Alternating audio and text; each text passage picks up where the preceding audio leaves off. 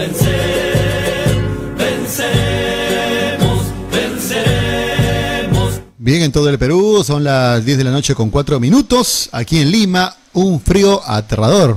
¿Cómo está Rodi allá en el Cusco? Agradecido yo por el espacio, ¿no? Y buenas noches, Perú. Es un gusto saludarlos. Bienvenidos al programa La Voz de los Trabajadores. Como de costumbre, traemos importante información del interior del país. Obviamente acá el friaje es muy álgido, es terrible en realidad, pero bueno, estamos ya acostumbrados a este medio, pero ahí seguimos circulando. Bien, tenemos como invitado pues a un joven profesional magíster en Derecho, el doctor Kennedy Solórzano. Apreciado Kennedy, gracias por tomarte el tiempo para hablar con nosotros. Bienvenido al programa La Voz de los Trabajadores. Muy buenas noches. Muy buenas noches, estimado, ¿cómo está? Muy buenas noches, saludar por intermedio tuyo a todos los televidentes de tu programa. Y bueno, es un placer poder compartir estos momentos de diálogo desde aquí, desde Madre de Dios. Excelente, excelente, apreciado Kennedy. Bueno, tenemos algunas interrogantes que el interior del país necesita información de Madre de Dios, Puerto Maldonado, sobre los problemas sociales que aquejan Puerto Maldonado en el tema de pobreza, el subempleo, el desempleo, la falta de acceso a servicios públicos, perdón. ¿Cómo va ese desarrollo ahí en Puerto Maldonado? ¿Qué acciones toma el gobernador? Bueno, ante todo, Madre de Dios es un departamento que tiene 11 distritos. Y el distrito más pobre, se puede decir, con índices de pobreza, tanto también en acceso a saneamiento, infraestructura, se llama el distrito de Friscarral. Es un distrito que queda en la provincia del Manu, que está alejado también propiamente de la capital, que es Puerto Maldonado. El único vía de acceso es fluvial y demora 2 a 3 días, dependiendo de la coyuntura climática fluvial que esté en ese entonces. También nosotros como departamento tenemos alrededor de 34 comunidades nativas en toda la región de Madre de Dios, que pertenecen a 7 pueblos indígenas. Y obviamente estas comunidades nativas se encuentran dispersas en varios lugares y en muchos casos la única manera de acceder es de vía fluvial. Entonces, por ejemplo, en ese sentido, el índice de pobreza, si bien es cierto a nivel nacional, tienen la percepción que Madre de Dios es netamente, principalmente la actividad que resalta es la actividad minera. Sin embargo, existe índices de pobreza muy críticos también en algunas zonas, que especialmente son las comunidades nativas. Por ejemplo, la más lejana es la comunidad que queda aquí en San José de Carene, Coximba, y sin lugar a duda, el Estado, de manera muy, se puede decir, lenta, viene atendiendo a estos sectores. En estos últimos 5 años, el tema de saneamiento por parte de la Dirección Regional de Vivienda, Construcción y Saneamiento, en ese entonces recuerdo el ingeniero Marlon Luque Rodríguez, se ha estado coordinando, por ejemplo, el tema del agua, la instalación de pozos tubulares para que tengan acceso al agua, porque en muchos lugares no tenían esa calidad de agua propiamente que pueda ayudar mucho en su salud, en el desarrollo tanto de los pequeños y la vida cotidiana del sector. El otro factor también, el otro índice es, por ejemplo, el tema de los colegios, el tema educativo. Si bien es cierto, siempre por las noticias en Madre de Dios se ve las protestas que hacen los docentes, los padres de familia, bueno, también los docentes, ¿no? Propiamente dicho, porque hay muchos colegios, pero no se ha proyectado, no se ha previsto el tema de los docentes. Entonces es algo pendiente que en la medida que se viene dando las gestiones se está tratando de suplir. ¿Y por qué razón se da esto? Porque hay una muy gran cantidad de ciudadanos flotantes, se puede decir, en Madre de Dios, propiamente de la actividad productiva. Entonces eso hace que en algún sector en un distrito, digamos, de Boca Colorado, en el colegio, exista por un determinado tiempo, digamos, cierta cantidad de aulas, pero luego esta población por cuestiones X se regresan, digamos, al lugar de origen donde es la familia, porque vino por cuestiones de manera temporal, por un tema de trabajo, entonces, e incrementa. Entonces, ese tipo de situaciones que considero que también en diversos lugares del país se viene dando. Ahora, el otro tema considero es un problema que todo el Perú actualmente lo viene padeciendo durante ya hace décadas, es el tema de la delincuencia. En Madre de Dios nosotros contamos solamente en la ciudad de Puerto Maldonado con 2 comisarías. Y a nivel del departamento de Madre de Dios hay aproximadamente 500 efectivos policiales. Ahora, de los 500 efectivos policiales, usted tiene que descontar a aquellos que están de turno y quienes no están de turno. Y también descontar a aquellos que están de turno pero hacen labor administrativa y aquellos que hacen labor de campo propiamente.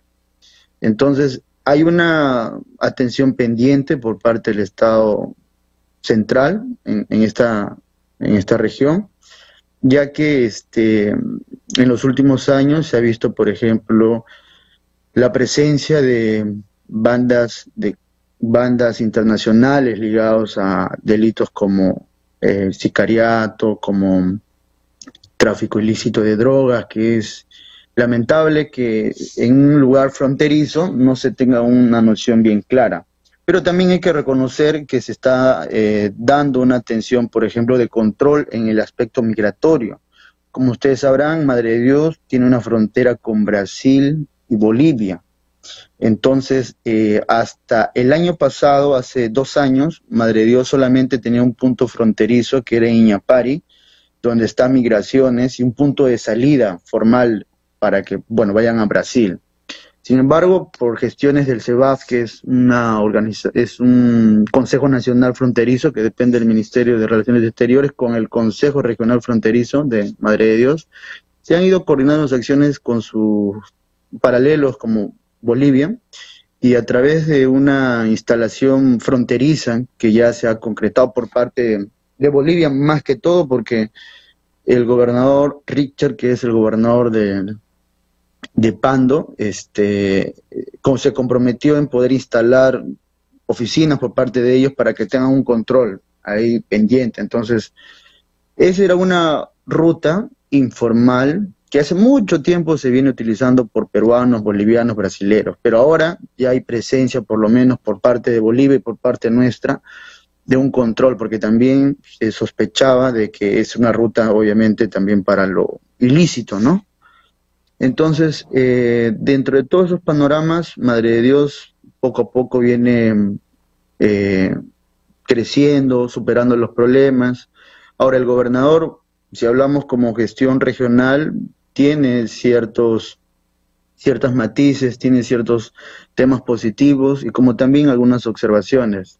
Por ejemplo, ustedes saben que el presidente del Congreso es el congresista por Madre de Dios, pero es muy lamentable que no exista una coordinación por parte del gobierno regional con, en este caso, sus autoridades, tanto distritales o provinciales, y más aún con su parlamento, ¿no? Entonces, eso, sin lugar a dudas, si no hay una gobernabilidad entre autoridades, lamentablemente no se puede avanzar mucho. Entonces, considero que hay una responsabilidad política que el gobernador tiene que cambiar y tiene que tener una noción más democrática y aprovechar que, bueno, por primera vez un representante de Madre de Dios llega a ser presidente de un poder del Estado, ¿no? Entonces, ese sería un análisis genérico de lo que está pasando en nuestra región de Madre de Dios. Qué grato saber una información bastante fuerte. Bueno, ya se está regulando el tema de orden, sobre todo en las fronteras, ¿no? ¿Alguna otra interrogante? Si existe impacto de desarrollo económico apreciado, Kenny. Hay impacto, por ejemplo, en agricultura. ¿Cómo va en agricultura? Se están, están viendo, digamos, el escenario también de pesca, el tema de minería, que sí, que hay minería, turismo. Hay, digamos, la responsabilidad de las autoridades y sociedad civil para que haya turismo nacional y extranjero allá en Puerto Maldonado. ¿Cómo lo ves esa parte del análisis? Bien, mire, en ese aspecto, en el tema de la actividad productiva, efectivamente, después de la minería, la actividad importante, la actividad que aglomera a muchos ciudadanos de a pie que tienen sus hectáreas, sus parcelas, son los agricultores. Y sin lugar a duda, Madre de Dios, a lo largo del tiempo, ha ido generándose un espacio para los agricultores.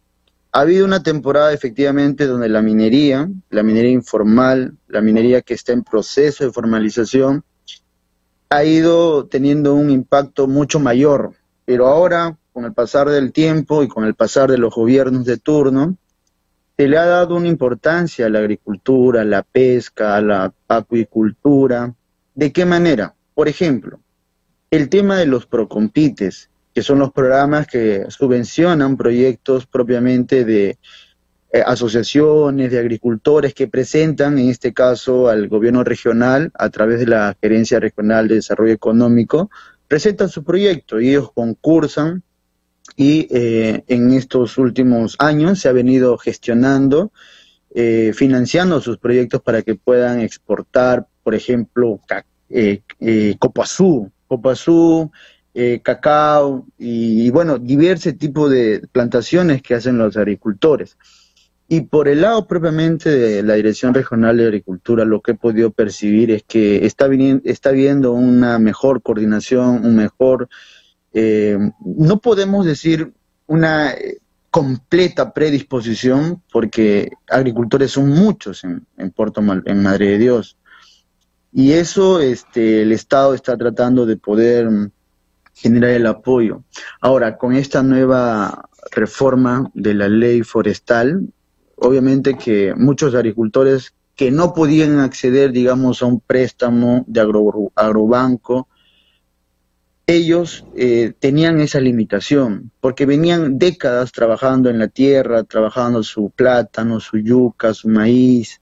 Sin embargo, para poder acceder a un préstamo, el Estado, a través de estos bancos específicamente destinados para los agricultores, le pedía una cosa fundamental, que es el poder legítimo sobre la propiedad, es decir, el título de propiedad que esté a nombre del, en este caso, al solicitante, que es un agricultor, a efectos de que acceda a un préstamo que en la medida es muy diferente, ¿no?, a una entidad financiera, porque la finalidad era solo prestar y una tasa de interés muy mínima. Entonces, pero muchos de los agricultores no podían acceder a este tipo de préstamos, ¿no? Pero a través de esta política y estas nuevas reformas forestales, está viendo esta presencia, ¿no?, de que ya tienen la esperanza de acceder a la titulación de sus tierras.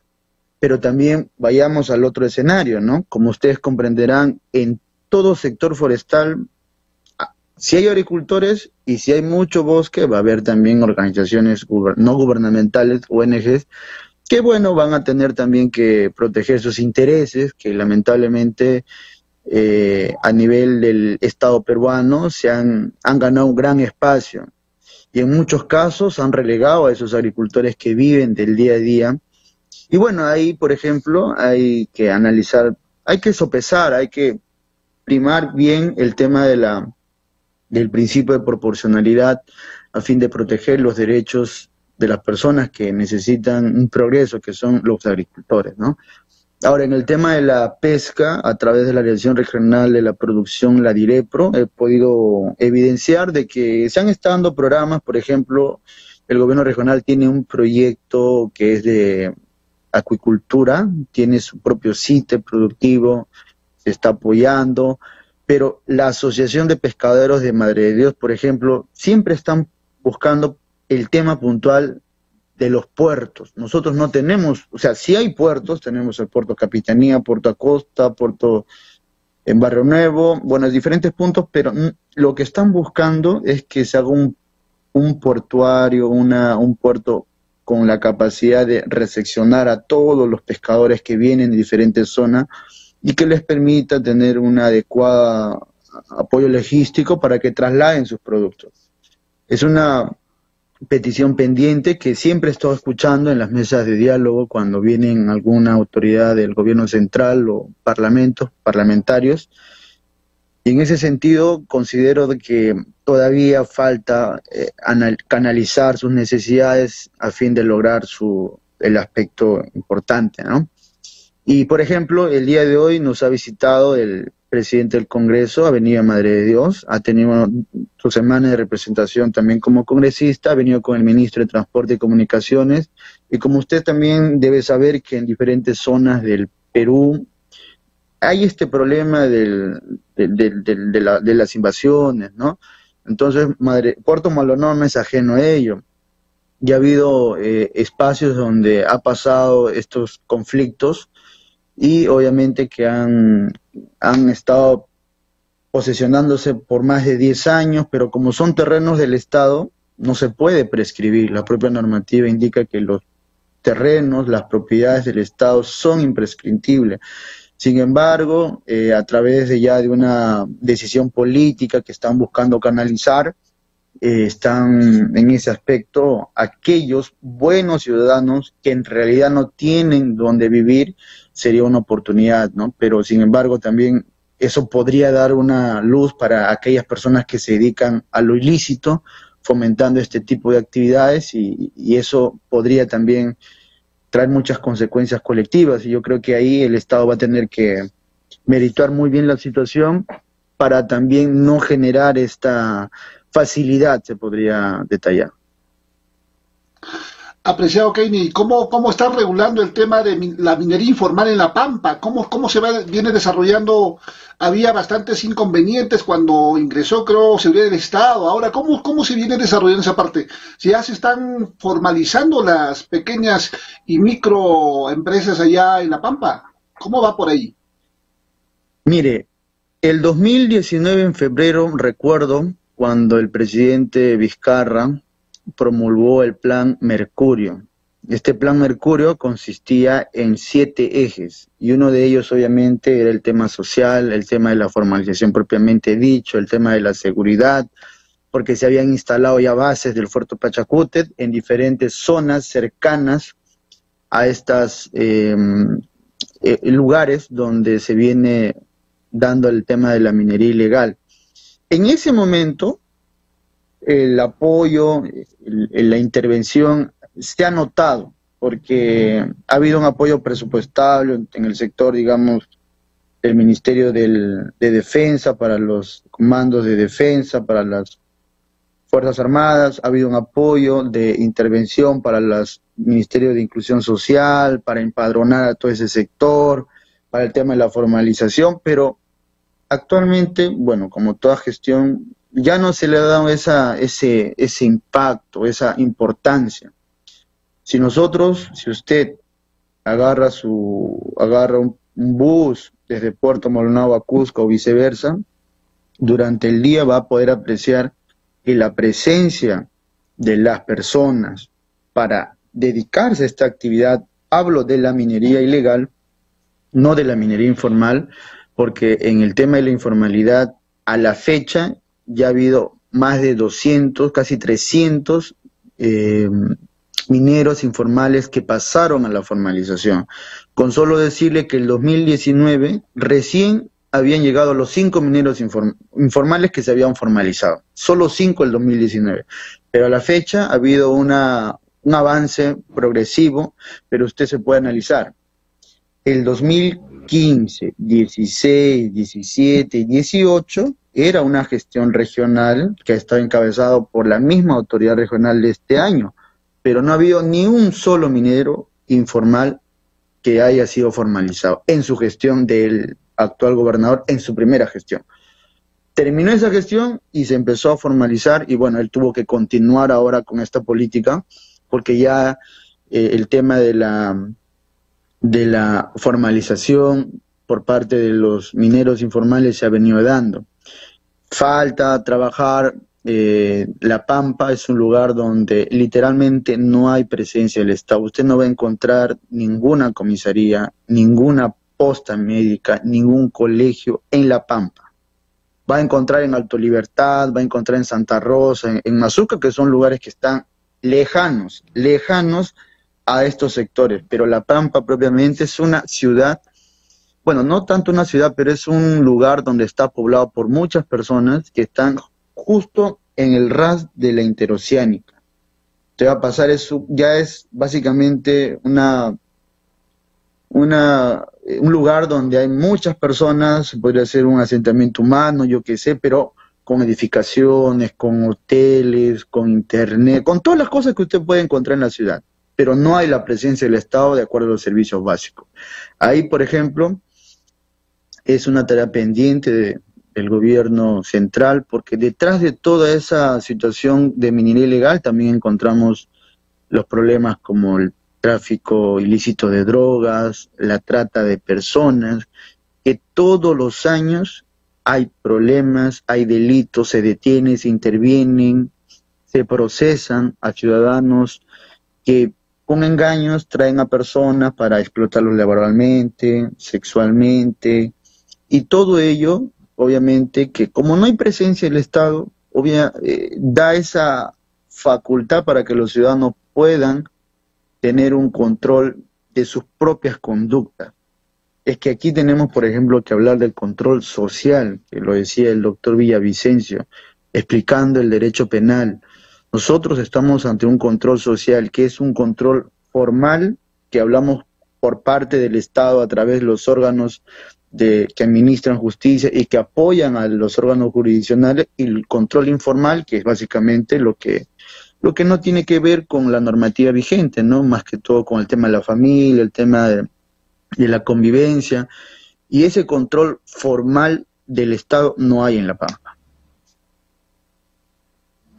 Correcto.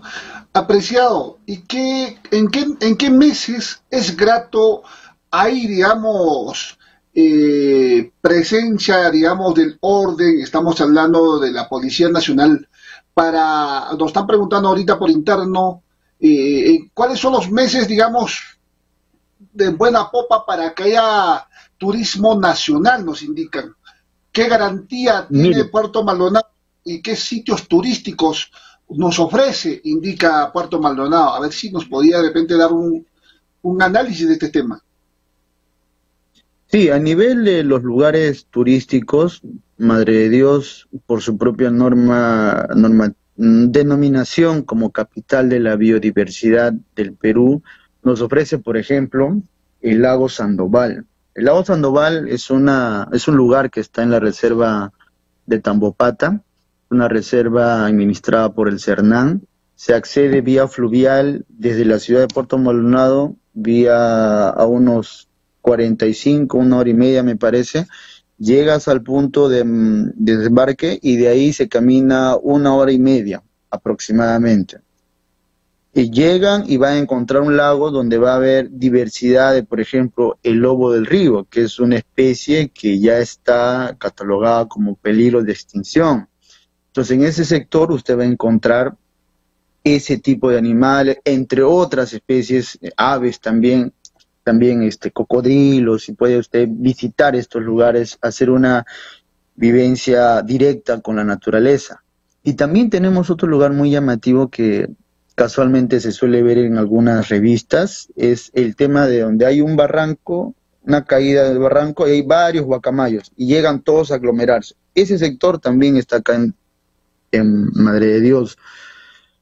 Por otro lado, tenemos también diversos puntos donde se hace una convivencia directa, como en las comunidades nativas, por ejemplo la comunidad de Jarambut, la comunidad de Coximba, que ha abierto sus stands para poder compartir y vivenciar con ellos, compartir el tema de sus vivencias, quebradas.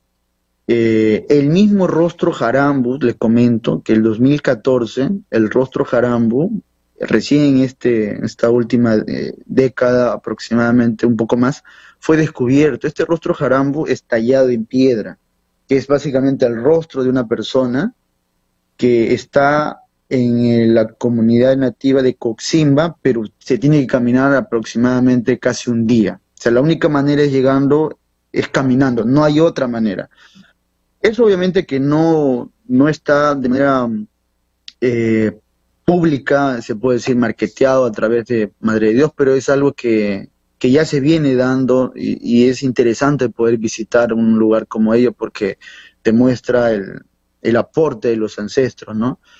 Ahora, les comento que, como ustedes saben, Madre de Dios pertenece a la comunidad amazónica del Perú, ¿no? La comunidad amazónica, como se suele llamar. Ellos, como una actividad de política de Estado, vienen desarrollando cada año una expo amazónica. Este año, Madre de Dios va a ser el anfitrión de la Expo Amazónica. Es un espacio importante, no solamente para el tema amazónico, sino también para el Perú, porque recordemos que en estos eventos vienen empresarios, hay ruedas de prensa, se cierran contratos, se hace pertenecer, se hace conocer la productividad del Perú con empresarios de otros continentes. Y ahora Madre Dios se prepara para recibir su segunda edición durante toda la historia, porque la primera fue el 2014, me parece, o 2015 fue, y esta es la segunda vez que Madre Dios va a ser anfitrión del 19 de septiembre al 22 de septiembre. Va a ser en el campo ferial del Cediga, ya se ha hecho las construcciones, he visto que el gobierno regional ha venido construyendo. Va a haber 3 mesas o 3 ruedas de negocios, salas para ello. Ya han confirmado diferentes regiones pertenecientes a la mancomunidad amazónica su presencia, y va a haber más de 60 stands, y todo ello con actividad productiva de diferentes regiones del Perú, amazónicos, y delegaciones también internacionales. Entonces, si alguien piensa venir un poco para también conocer todo este tema, es propicio este mes de septiembre. Entonces, desde este espacio habrá que invitar a los televidentes que nos ven en todo el país, ¿no? Invitarles a Puerto Maldonado, que es una ciudad bastante cariñosa, la gente es muy atenta, muy educada, y es importante, ¿no? Y sobre todo la garantía, pues, de que puedan transitar, pues, la gente tanto nacional como extranjera, ¿no? Apreciado Kennedy, la juventud de Puerto Maldonado, Madre de Dios, ¿qué opinión merece sobre el tema de la bicameralidad? Esto lo trasladamos al Poder Legislativo, ¿no? ¿Cuáles serían las predicciones de Puerto Maldonado, ¿no? Y que tendría motivo para poder soñar, digamos, con una mejor representación en este periplo que se viene trasladando, ¿no? ¿Qué opinión tiene la juventud allá en Puerto Maldonado por el tema de la bicameralidad? Si nos podría de repente dar algunos actuados. Sí, mire, nosotros también pertenezco al Consejo Regional de la Juventud. Hemos tenido ciertas reuniones, ciertas mesas de diálogos con diferentes jóvenes profesionales, también jóvenes universitarios o técnicos, o aquellos que de repente también comparten un análisis crítico de la coyuntura política. Hemos coincidido en muchos aspectos, y dentro de ellos, por ejemplo, la preocupación por la ligereza, por la falta de criterio, en algunos casos al momento de legislar. Entonces, ¿qué es lo que sucede? Por ejemplo, hace poco hemos tenido más de, creo que 15 congresistas vinculados al tema de los recortes de los sueldos. Hemos tenido una congresista de San Martín que ha pedido una donación a la Embajada de Taiwán, y Taiwán le ha dado $5,000. Que su propio reglamento del Congreso le dice, ¿sabe qué? Usted está prohibido de pedir donaciones. Ojo, prohibido. Cuando uno juramenta como congresista, en ese momento reciben la Constitución y el reglamento para que puedan saber lo que deben y no deben de hacer. Pero ¿qué pasa? Congresista como la persona que acabo de detallar, argumenta que ella desconocía. Su justificación solamente se basa en el desconocimiento porque ella recién está ingresando. Entonces, ¿cómo nosotros podemos confiar? No hablo de la institución, hablo de las personas. porque el problema en sí no es la institución, sino las personas. Y en ese aspecto, para poder nosotros entender que debe haber un filtro, es oportuno contar con un Senado que tenga las funciones específicas de esto, de crear las normas, con los diputados de poder hacer un control político. Entonces, mientras que políticamente el Perú no muestre una madurez para que puedan tener un solo parlamento y evitar darle todo el poder de decidir la norma, de hacer un control político y de fiscalizar a una sola persona que, aprovechándose de esa circunstancia, hacen lo que nosotros ya vemos por la televisión. Hay buenos congresistas, eso sí hay que reconocerlo, pero entonces creo y consideramos que la bicameralidad nos va a poder permitir generar dos espacios: tu Senado con estas funciones y tu control político, tus diputados con estas funciones. Para tú que seas Senado tienes que tener esta edad, que obviamente considero que en el tema de la edad me parece un poco limitativo, porque también hay buenos jóvenes profesionales o jóvenes adultos que tienen el criterio oportuno, la experiencia y la madurez política para poder asumir estas funciones. Pero de una perspectiva orgánica, para evitar tener este tipo de escenarios, considero que es oportuno poder contar por lo menos con estos dos espacios.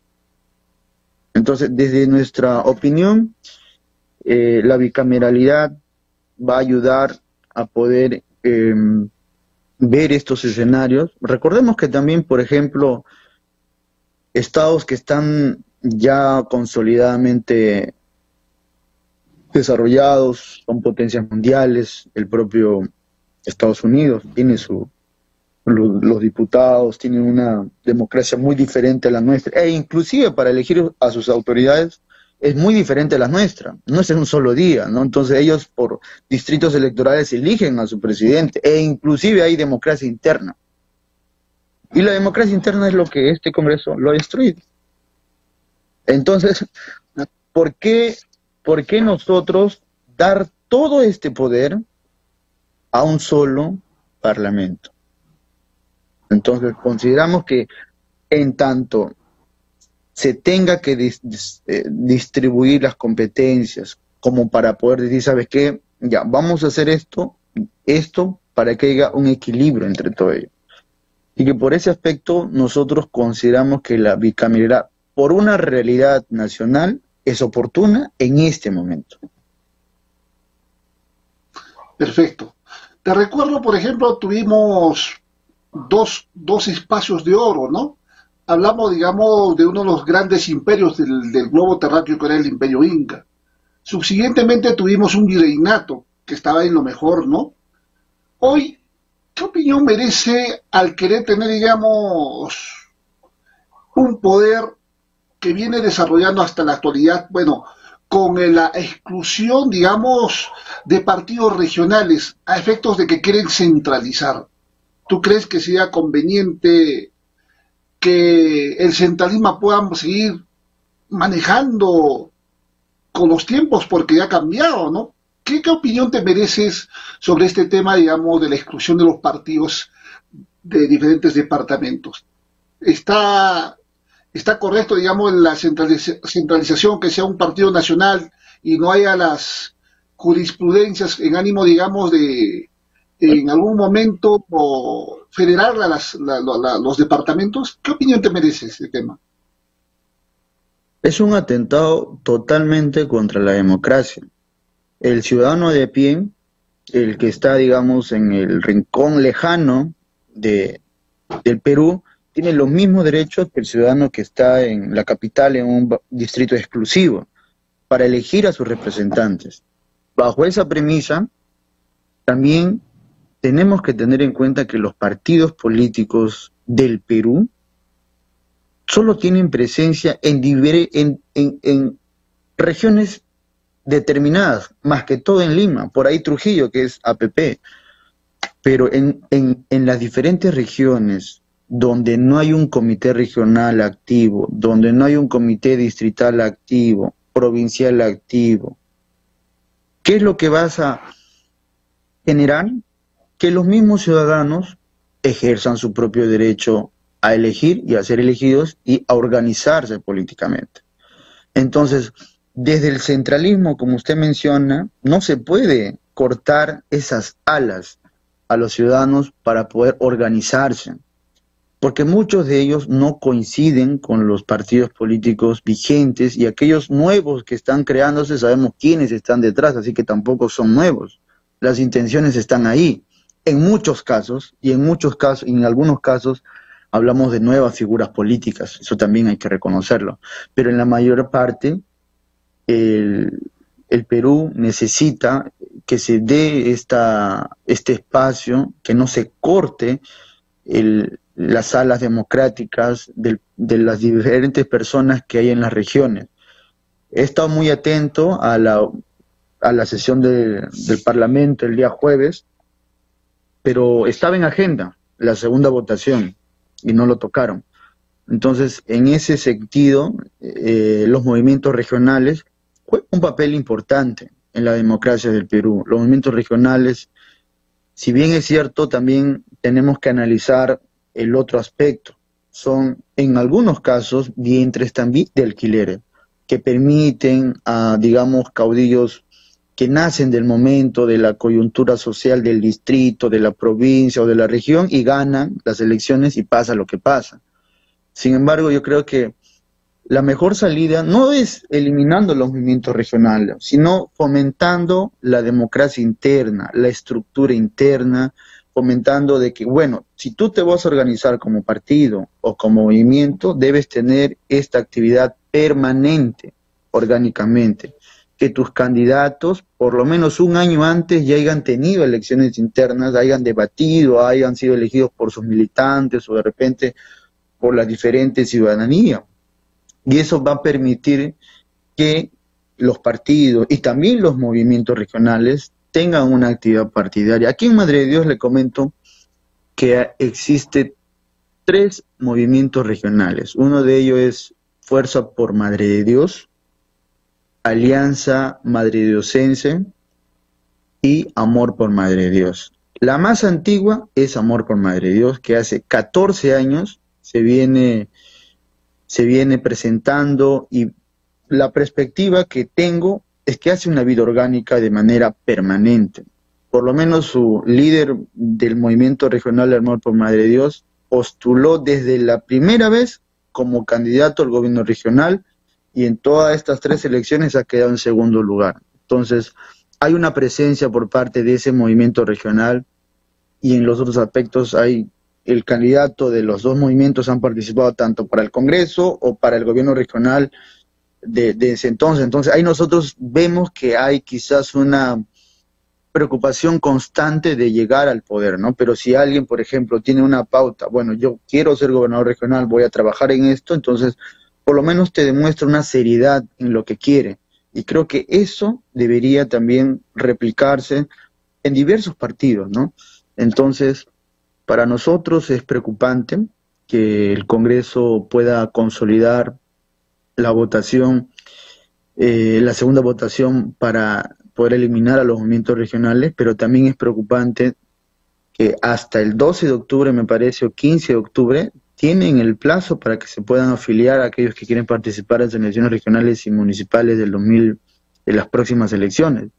Entonces, ahí, por ejemplo, ¿por qué dar un corto espacio, un corto periodo, para que aquellos que pertenecen a estos movimientos regionales recién puedan ver? Pero estoy seguro que ya muchos movimientos regionales han estado conversando con partidos que están creándose recién, o aquellos que ya existen, es muy probable.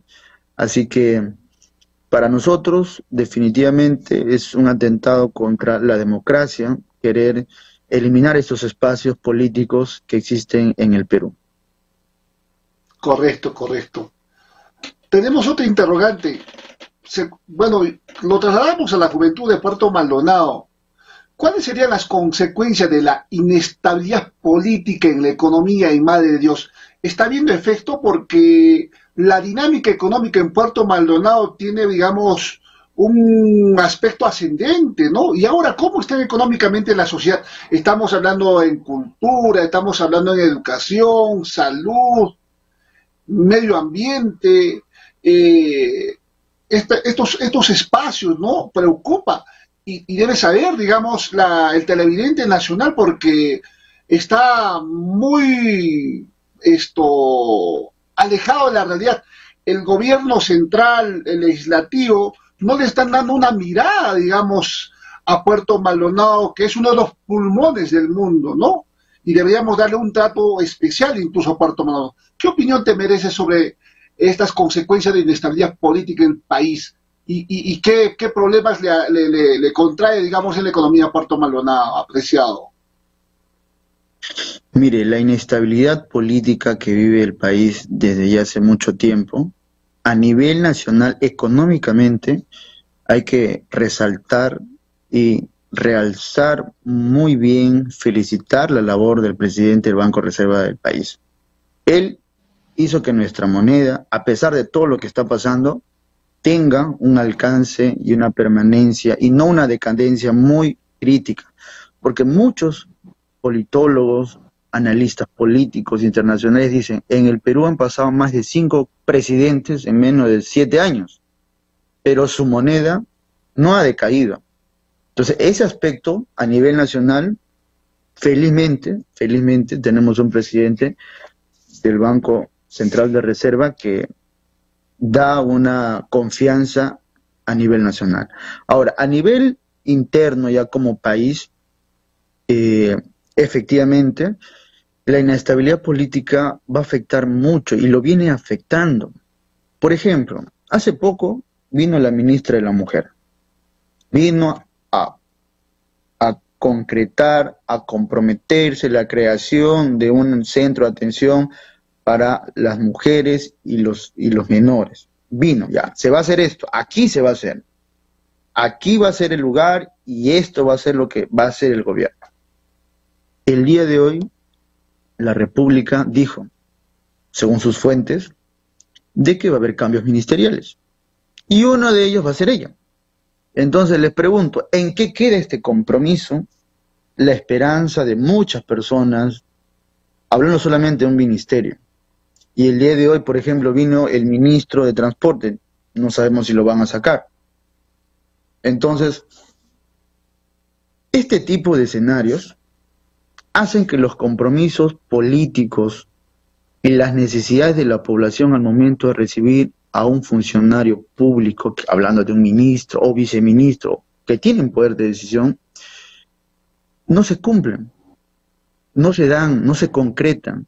Y peor aún, hay una ceremonia por parte de los funcionarios, digamos, del gobierno regional, con los funcionarios del gobierno central, y no se llega a concretar, justamente porque hay esta inestabilidad política que hace que vayan cambiando los ministros y el enfoque vaya cambiando.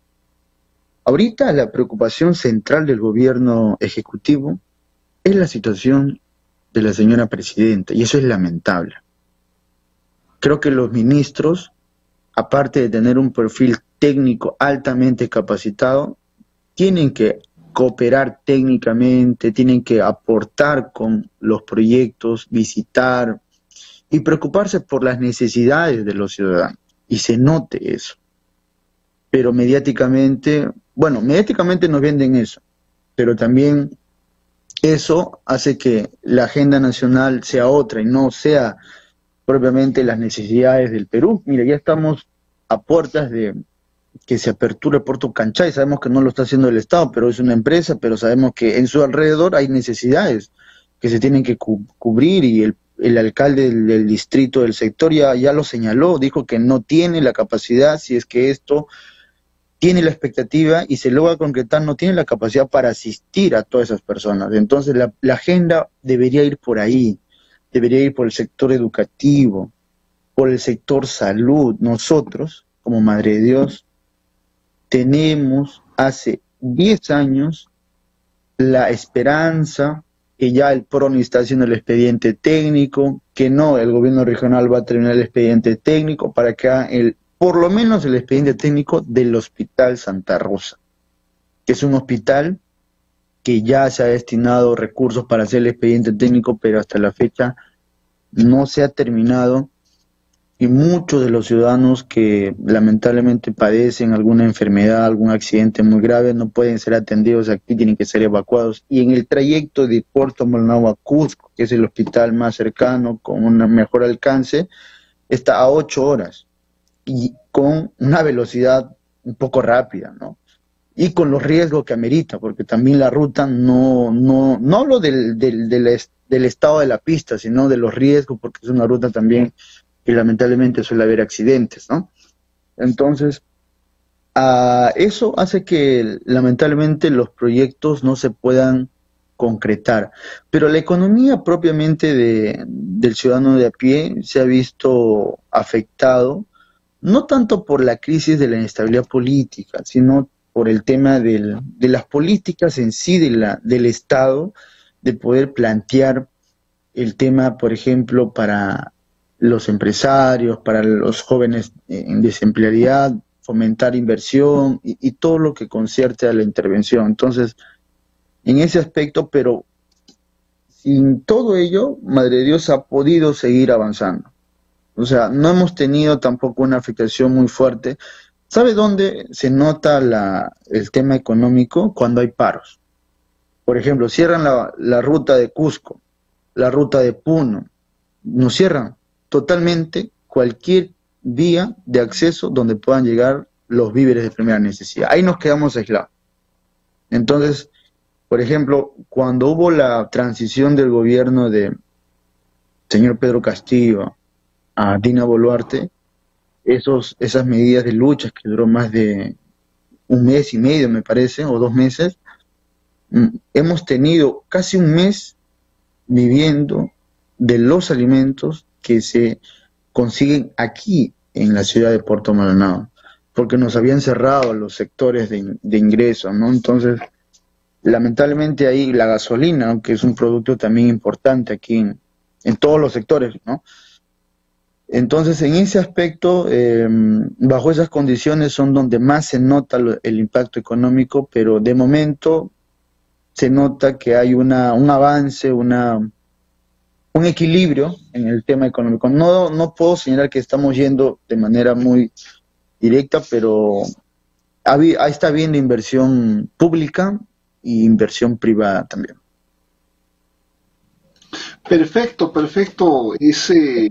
Al parecer, bueno, la juventud, me imagino, de Puerto Maldonado, de Madre de Dios, ¿no? Sigue teniendo ese análisis de la corrupción institucionalizada a nivel del país. Y bueno, eso es una sensación bastante fuerte en todos los departamentos, en realidad, ¿no? Y es bueno que la juventud hoy en día deje de ser ya un observador, sino que tiene que estar en la arena, en la arena política para ser partícipe, porque Puerto Maldonado, reitero, es una ciudad muy amable, donde su gente es bastante cálida y la atención es bastante grata, ¿no? Por eso nosotros preguntamos, porque por interno eso nos escriben, ¿no? ¿Qué temporadas son buenas para viajar allá? Y en fin, ¿no? Lo has manifestado y bueno, ya tenemos para la Expoferia, ¿no? Que va a salir en el mes de septiembre. Y bueno, es grato que así es, del 19 al 22. A nivel del país. Bueno, el tiempo es corto, apreciado Kennedy, el Magíster Kennedy, un joven profesional de Puerto Maldonado. Muchísimas gracias por compartir tu experiencia y por tu valiosa labor, digamos, de información. ¿Algún mensaje final que quisieras transmitir, apreciado, a los televidentes de todo el país? Las pantallas son tuyas. Bueno, un mensaje de optimismo en el sentido de que donde estemos tratemos de hacer las cosas bien. Sabemos la diversidad de problemas que podemos tener quizás en nuestra esfera interna, o también como región. Sigamos aportando, seamos buenos ciudadanos. Hay muchos problemas que van a existir, pero el cambio importante, el cambio inicial va a depender de nuestras acciones. Imaginémonos que hay una escoba en la sala. Hay que levantar esa escoba y empezar a limpiar desde nuestra labor, y eso va a ayudar de que contagiemos de poco a poco a muchas personas y esperemos que el Perú pueda superar todos estos problemas, que estoy seguro que así será. Muchas gracias, Gracias. Magíster Kennedy. Es un grato honor haber compartido esta pequeña tertulia. Seguramente te vamos a invitar en otro espacio también. Muchas gracias. Muy Muy buenas agradecido, noches. estaré presente. Muchas gracias, buenas noches. Bueno, ha sido grato tener la presencia de un joven profesional en Puerto Maldonado, ¿no? Hoy también quiero trasladar saludos fraternos a los hermanos de la primera Confederación Nacional de Trabajadores del Sector de Construcción Civil, uno de los ejes primordiales del aparato del desarrollo del país. Y bueno, trasladar estos saludos a la Confederación y a sus federaciones del interior del país, a sus bases, por la hidalguía de hacer frente a este reclamo, ¿no? El pliego de reclamo 2024-2025, frente a la negativa de la solución, ¿no? A solicitud, digamos, de esta primera confederación a la Cámara Peruana de la Construcción, donde se interpuso acciones de arbitraje, intervención del Ministerio de Trabajo, acción judicial. Bueno, la CAPECO y bueno, sus portátiles están amparándose al decreto supremo la 266, donde solo existía una sola central en aquel entonces. Hoy pues se ha visto en el contexto descrito donde la Confederación CONATRAC ha solicitado esta negociación colectiva. Y a pesar de la intervención, digamos, de las instituciones del Estado, bueno, CAPECO continúa negándose a reconocer la ley que regula las negociaciones, ¿no?, colectivas. El TC, el Tribunal Constitucional del Perú, podría emitir determinación que aborde varios aspectos claves, como por ejemplo el reconocimiento de la pluralidad sindical, ¿no? Entonces podría reconocer en la actualidad que existe pluralidad de centrales sindicales en el ramo de la industria de la construcción.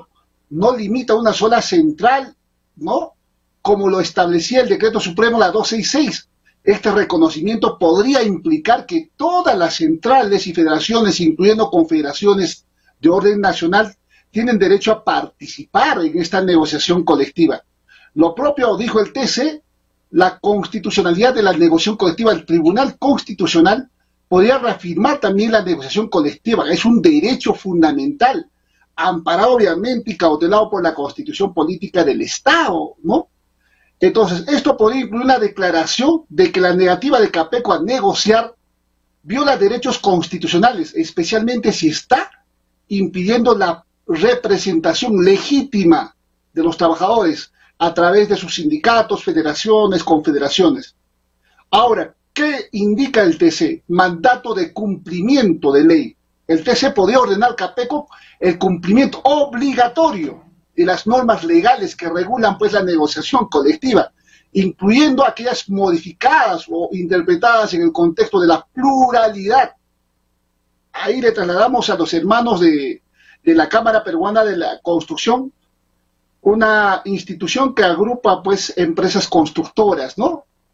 Lo otro que también se ha manifestado el TC es las sanciones y medidas correctivas, ¿no?, dependiendo de la gravedad del incumplimiento de la Cámara Peruana de la Construcción, donde podrían habilitar incluso multas y la posibilidad de la anulación de los beneficios legales y fiscales que persiste en su negativa, pues la Cámara Peruana de la Construcción.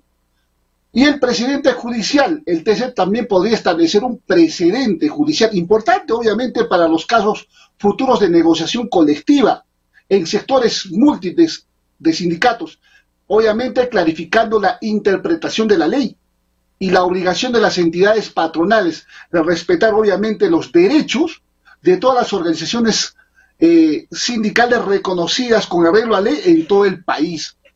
Desde este espacio, nuestros saludos y reconocimientos a la Confederación Nacional CONATRAC y a sus federaciones del interior del país por esta continua lucha. Saludamos al dirigente Augusto Ramos Olmos, al comité del directorio de la Confederación, a los líderes sindicales de cada departamento, a los líderes sindicales de cada base de primer grado, de continuar organizándose hasta llegar a buenos puertos. Bueno, ahí ya tiene la última decisión el Tribunal Constitucional. Bueno, sin ánimo a seguir dando esta remembranza y en el ánimo de haber ya culminado el horario, con nosotros será hasta otra oportunidad. Muy buenas noches, Perú. Gracias. Venceré.